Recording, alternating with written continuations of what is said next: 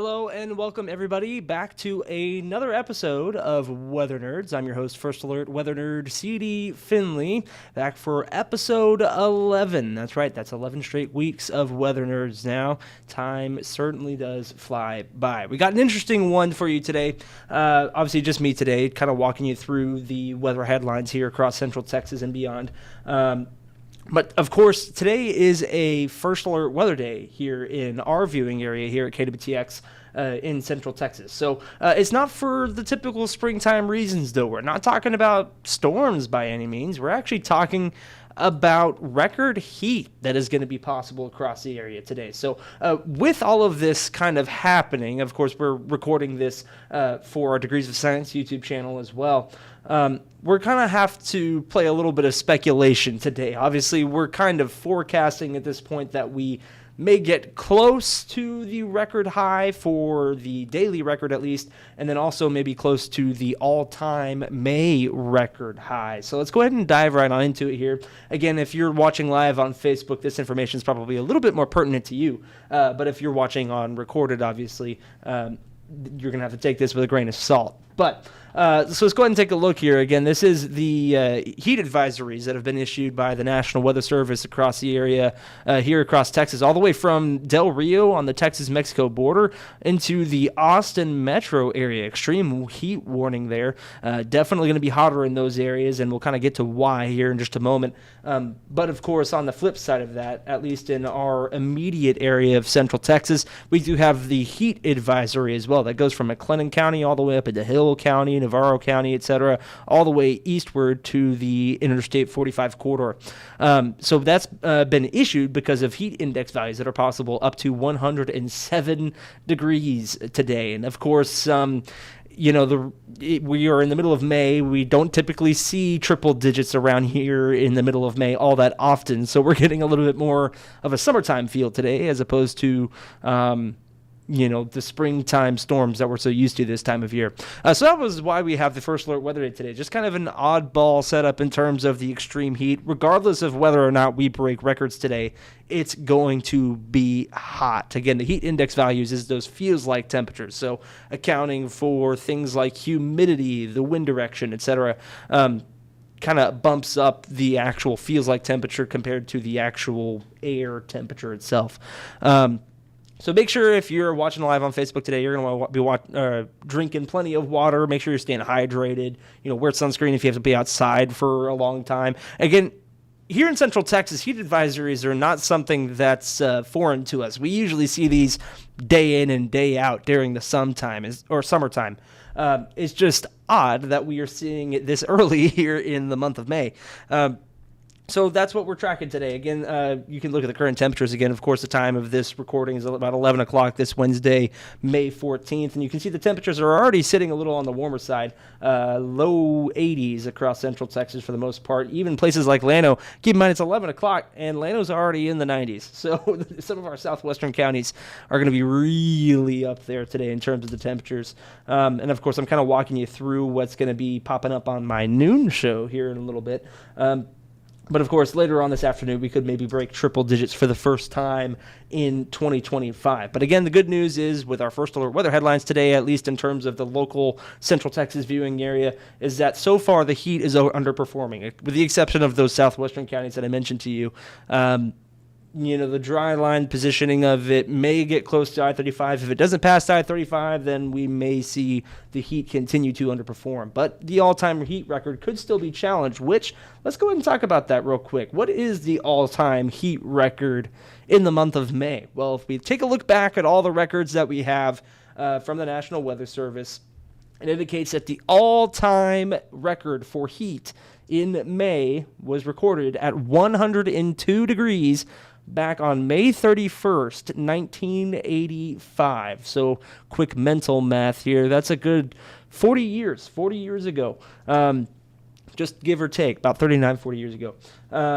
So it's been a while since we've seen temperatures like that. And the last time we saw triple digits in the month of May at all in Central Texas, it's a little bit more recent, but still more than a decade away. Back on May 28th, 2011, we actually had a 100-degree high there on that day. And of course, many of you from Central Texas will remember how hot and dry 2011 certainly was. That was a big year for wildfires, too, across the area, I believe. And, of course, these are one of only 10 100-degree days that we've seen in May historically, period. So we could potentially add to that total today as well, regardless of whether or not we actually break that 102-degree record, which I should say is not looking very likely right now. But, of course, if you want the full details on that, if you're watching live on Facebook, feel free to join us on KWTX News 10 at noon. We'll be doing the midday show with Julie Hayes there later on this afternoon. But, of course, so that's the main local headline today. That's really about as much as I can say about it right now, other than, well, I guess I could show you the daily temperature records as well. I don't know that I actually have anything to show for that. Well, I guess I can show you this. Disregard the current temperatures right now. What I want you to pay attention to is what's on that top left-hand corner of your screen there. The average high for today on May 14th is usually in the mid-80s. So considering we're already in the mid-80s across the area this morning, definitely going to be hotter later this afternoon. The record for May 14th is 96 degrees back in 1925. So the thing is even if we don't break the all-time May record today, we will likely still break the daily temperature record, which is certainly going to be well within reach for especially areas west of the I-35 corridor later this afternoon. So that's what's kind of topping the weather headlines locally today. Another thing that's been kind of topping the weather headlines, at least for the last week and a half or so, is all the rain that we saw. Again, so far for the month of May, we're almost at the halfway point here. And in terms of the actual temperatures, with the exception of what we're forecasting today and has been for the last 2 days at least, May started okay. We were actually pretty much average. I know there's a lot of blue there for that first week, and that's technically below average, but during that stretch, we usually are upper 70s and low to mid 80s. So 70s, 80s is not out of the ordinary for this time of year. So that last week was off to a really great start in terms of the high temperatures, and of course the last 2 days we added to that above normal average with those mid 80s, and then eventually we hit mid 90s yesterday for Tuesday, May 13th. And that was actually 2 degrees off of the daily temperature record for May 13th as well. That was also set at 96 degrees, also back in 1925, which I feel like I neglected to mention. That's a 100-year-old record that we could possibly break today as well. So quite an old record that could be shattered today. But of course, again, that's kind of how May started. Very nice and normal in terms of those temperatures. Also, not too bad in the rainfall department. Again, we saw decent amounts so far, about 2 inches, give or take, with the trace amounts that we saw on May 9th and May 10th, that Friday and Saturday, with about another 2.5 inches left to go. So we're about at the halfway point in terms of the, the rainfall per se. And we have plenty of time to make that up as well. We've still got about 2 weeks left in the month of May to make that up. And the good news is the faucet hasn't been shut off. We are still talking rain chances this upcoming weekend, as well as maybe even the middle of next week, where hopefully, fingers crossed, we're still able to have another episode of Weather Nerds. But we are talking about rain chances in the middle of next week as well. So good news is the rain faucet hasn't been turned off in terms of, despite the fact that we were talking about record heat. We're not staying dry entirely. It's just going to be very hot. But another thing that a lot of people may be wondering about in regard to the rain is how the lake levels are doing. I mean, that's always a big story, especially by the time we do get into the summertime and the faucet eventually does turn off. Thankfully, the lake levels are doing okay. So Lake Waco is at 97% full, 98% if you round that up. And we're comparing these numbers to the last month. So a month ago, April 14th, is what we're comparing these change in the numbers to. Today's level at Lake Waco is at 461 feet, 462 if you round that up. So we're up about a foot and a half compared to a month ago.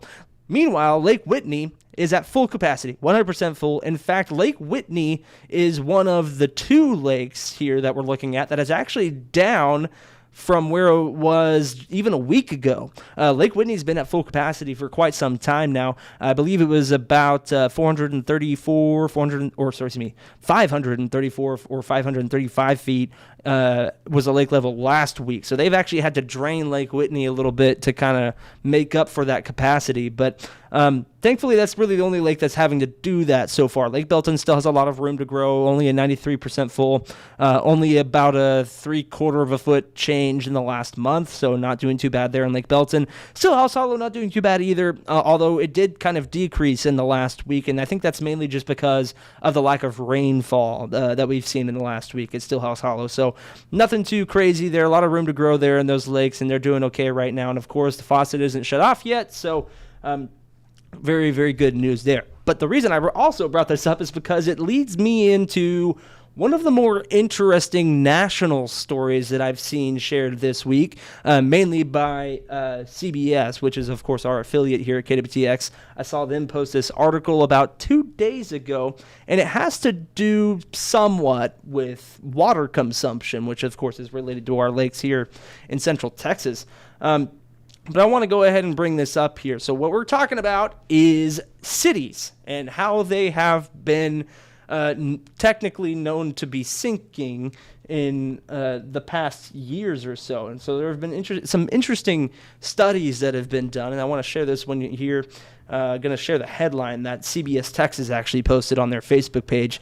This was a study done on Dallas-Fort Worth, which, of course, for those of you who are in Central Texas, know that it's about an hour and a half north of our home.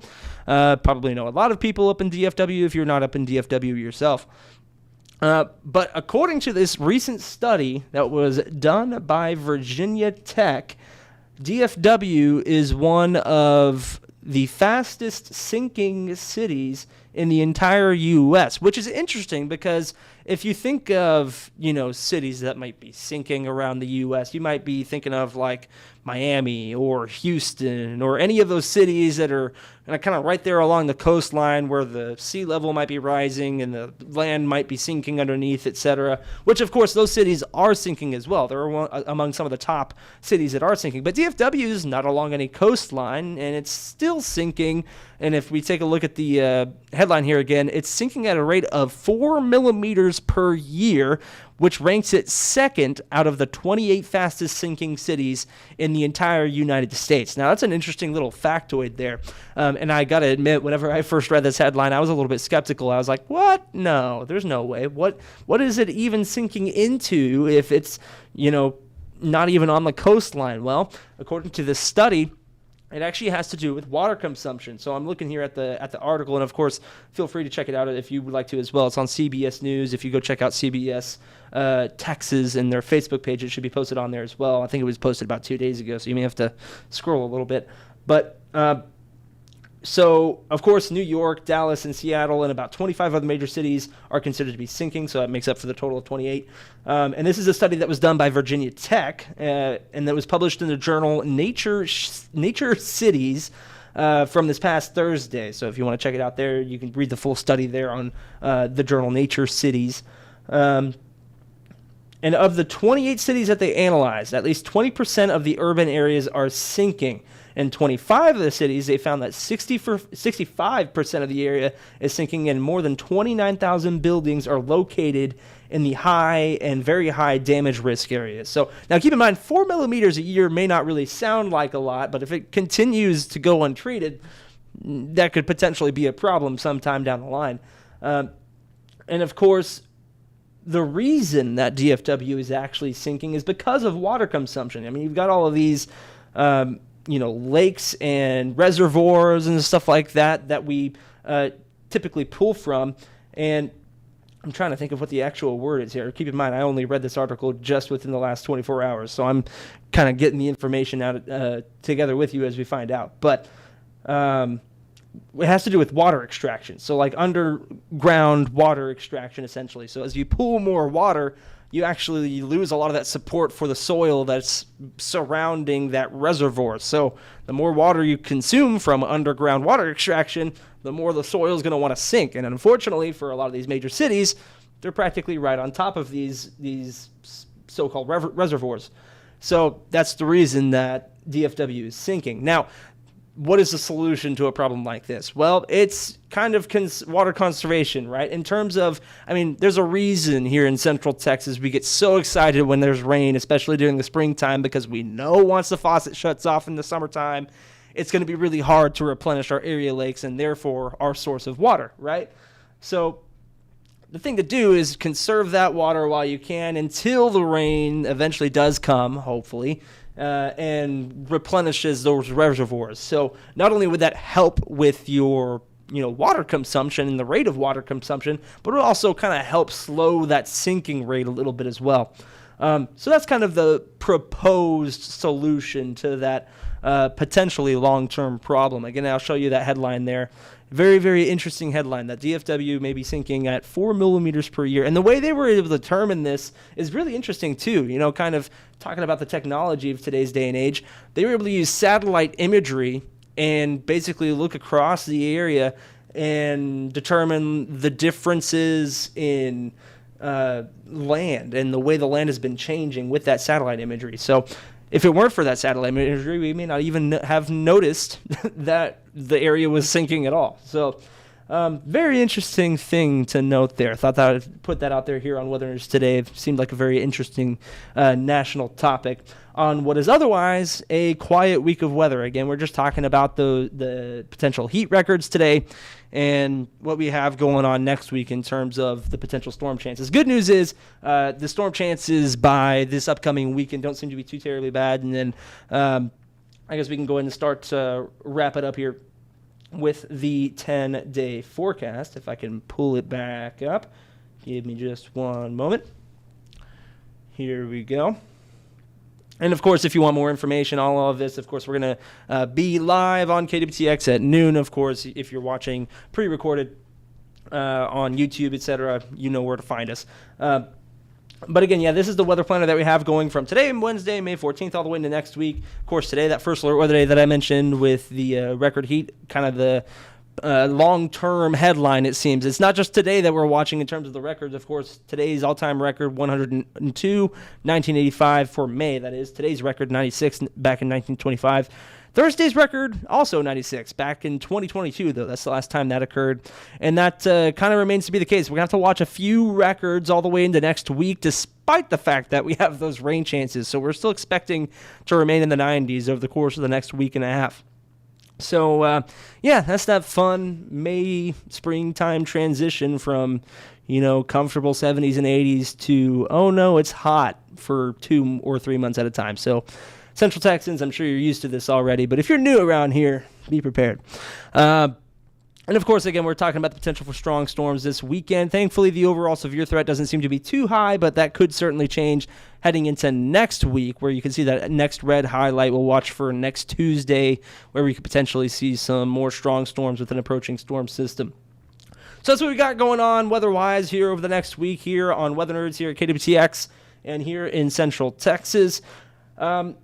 What else do we got going on? Well, Brady has done another wonderful episode of Degrees of Science on the Degrees of Science YouTube channel. You can also go check it out on the KWTX website under the Degrees of Science tab. This one was actually about space weather and its impacts. So very, very cool episode of Degrees of Science. Should definitely go check it out if you haven't already. Other happenings across Central Texas. There's not much else going on with us in terms of the weather department, but I do want to give a quick shout out here, and this is more of a local personal tie for me. The China Spring Cougar Band, they have been doing wonderful for the last many, many years, and for those of you who aren't familiar with the program, they've always done fantastic. So, sweepstakes every single year, even before I was in high school and doing stuff with them. So I wanted to shout them out, mainly because word came out yesterday, I believe, that their band director of 8 years, Mr. Mark Nicholson, my previous band director, is leaving the program. So I wanted to just give a quick shout out to them. First of all, congrats to Mr. Mark Nicholson on his future endeavors. I'm excited to see where he might go next. But I also wanted to leave a little message out there for all of the band students that are still there. I know this isn't necessarily weather related. This is a little bit more life advice, which of course this is Weather Nerds. So we're going to nerd out on band here for a second. But I wanted to give all of the students out there that may have been impacted by this move a little bit of perspective. Change is unfortunately inevitable in life. And I will tell you that whenever I was in band, we actually had to go through a change as well.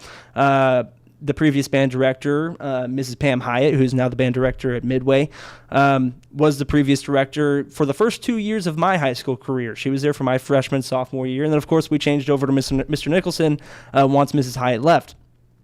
And I just wanted to put the word out there for all of the high school students there in the China Spring Band. Do not be discouraged. Continue to stick with it. It's your passion about music and performing that pushes the band to a higher level. And of course, just because Mr. Nicholson is moving on to a new endeavor does not mean that the legacy of the band is going away. There's a reason that, and I'm not sure if it's still hanging there in the band hall. I haven't been in there in a while, but there used to be a big sign hung up in the front of the band hall. It's an old Marine saying, from those before, or tradition, from those before to those who follow. And it's up to you, China Spring High School band students, to carry on that tradition. So if you're watching out there, listening, that's my word of advice to you. Continue to stick with it.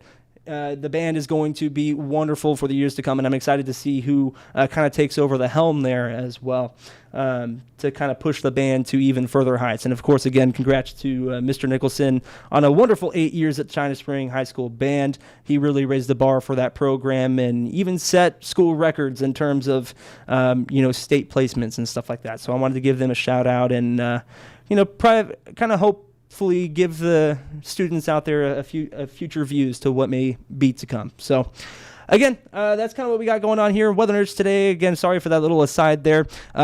But again, thank you all for tuning in. I really appreciate it. I think that's all we really had to cover in today's episode. So for those of you watching on Facebook, thank you for tuning in. Of course, if you are not aware already, we do these live on Facebook. We also push them to our Degrees of Science YouTube channel, which I want to show you here. This is a quick little screen recording of the Degrees of Science YouTube page, where you can see the home page of all of the Degrees of Science episodes, kind of a mix of our Weather Nerds episodes in there.